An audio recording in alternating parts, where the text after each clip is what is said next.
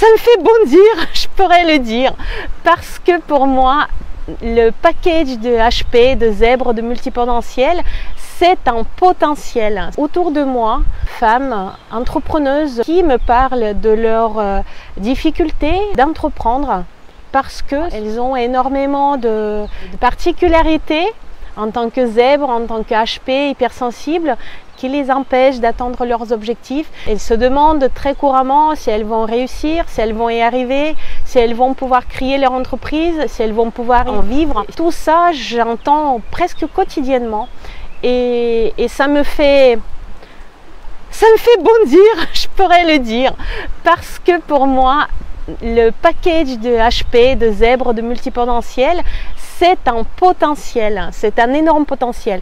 On peut effectivement le prendre comme une difficulté, mais on peut tout prendre comme difficulté dans la vie. On n'est pas assez grande, on n'est pas assez belle, on ne parle pas assez bien, on n'a pas des parents suffisamment riches, on n'a pas une situation confortable, on n'a pas des compétences, on n'a pas des capacités. On peut trouver toujours des choses qui nous manquent. Mais en revanche, je pense qu'il est beaucoup plus utile pour une entrepreneuse et pour n'importe qui, de penser à ce qu'on possède en tant que potentiel et de tourner ça en notre avantage. Pour moi, par exemple, une des choses dont me parlent presque toutes les personnes que j'accompagne, c'est leur extrême émotivité. On peut être extrêmement sensible, on peut pleurer quand on est en salle de cinéma. Dès qu'on nous fait une remarque, on est bouleversé. Dès qu'on nous fait une critique, même constructive, on y pense en permanence.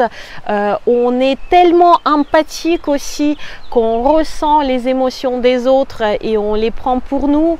De tout ça, les personnes que j'accompagne me parlent. Ça peut être un frein si on le prend comme tel, mais ça peut être un outil formidable pour, par exemple, transmettre ces émotions.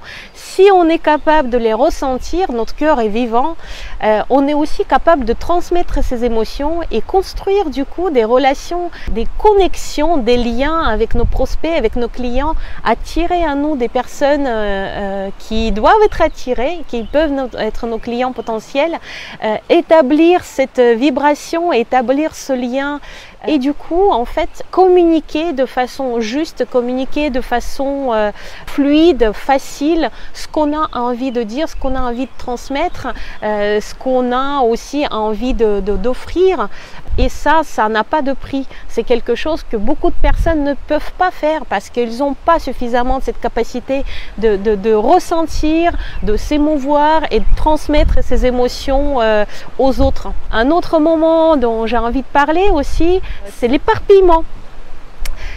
Presque toutes les clientes que j'ai aujourd'hui me parlent de leurs 50 onglets ouverts dans le navigateur, du fait qu'ils n'arrivent pas à finir ce qu'elles ont commencé, qu'elles commencent une multitude de choses, tout les intéresse et puis en fait elles ne suivent pas, elles ne suivent rien jusqu'au bout. On peut le prendre encore une fois comme une difficulté. Effectivement, à un certain niveau, ça peut être une difficulté, surtout si on y pense en permanence.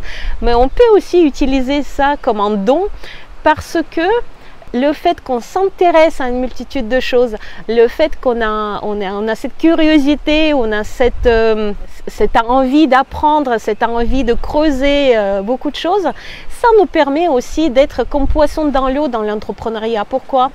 Parce qu'on ne peut pas en tant qu'entrepreneuse être spécialiste, être juste spécialisé dans notre domaine. On est obligé d'apprendre comment communiquer, on est obligé d'apprendre sur les réseaux sociaux, la comptabilité, comment trouver les clients, comment construire peut-être nos formations. On doit développer tout un tas de compétences, tout un tas d'aptitudes pour entreprendre dans la joie, la bonne humeur et de façon fluide. Et du coup, le fait qu'on s'intéresse à tout un tas de choses, c'est au contraire une richesse. Ça nous amène énormément d'informations, ça nous apporte énormément d'idées. Mes clientes me parlent beaucoup du fait qu'elles ne sont pas efficaces, elles ne sont pas productives. Oui, peut-être, on n'est peut-être pas productif parce qu'on papillonne, d'accord, mais au moins en papillonnant, on a une multitude d'idées. Moi, je sais que moi, personnellement, je ne manque jamais d'idées. C'est-à-dire, s'il y a quelque chose qui ne manque pas, c'est d'idées. J'en ai beaucoup plus que ce que je peux mettre en place. Mais c'est pas grave. Même les petites choses que je mets en place m'apportent finalement des résultats tels que les autres personnes qui suivent jusqu'au bout leur seule unique idée n'atteignent pas probablement. En tout cas, ça s'équilibre. Effectivement, notre éparpillement, notre papillonnage s'équilibre avec peut-être l'incapacité ou le non-envie de suivre les idées jusqu'au bout. Et du coup, ça donne quand même des résultats formidables. On est toutes, en tant que zèbre multipotentiel HP, perfectionniste, donc on essaie de peaufiner tout un tas de petits détails, mettre énormément de temps pour finaliser les choses. Ça peut être un frein en effet, mais de l'autre côté, c'est quelque chose qui nous permet d'avoir des produits, des services, des offres extrêmement pointues, extrêmement adapté à nos clients. On peut faire quelque chose qui nous plaît aussi, parce que ça c'est extrêmement important.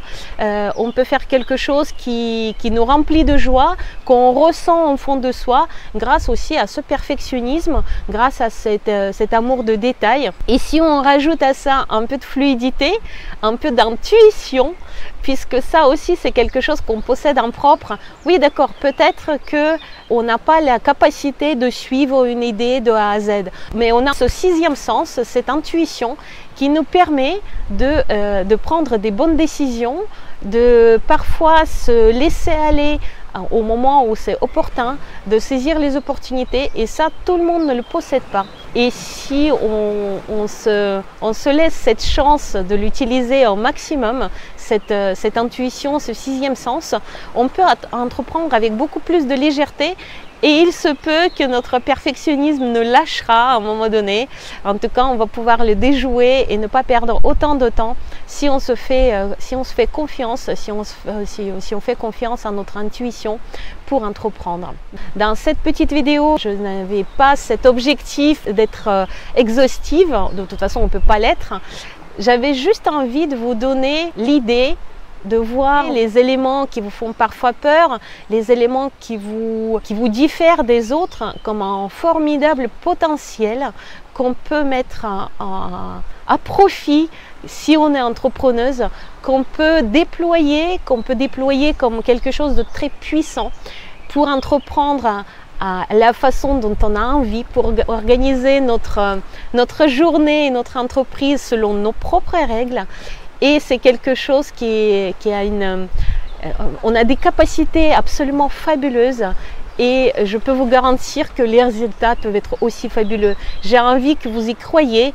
J'espère qu'en regardant cette vidéo, ça vous donne envie de vous connaître un peu plus et de vous faire confiance un peu plus. Je partage avec vous mes expériences, mes idées. Je partage avec vous mon expérience de coach avec mes clientes. Je parle des choses qui les torturent peut-être parfois, qui en tout cas les mettent en difficulté. On essaie de trouver des solutions, des stratégies ensemble. J'espère que ces vidéos vous sont utiles.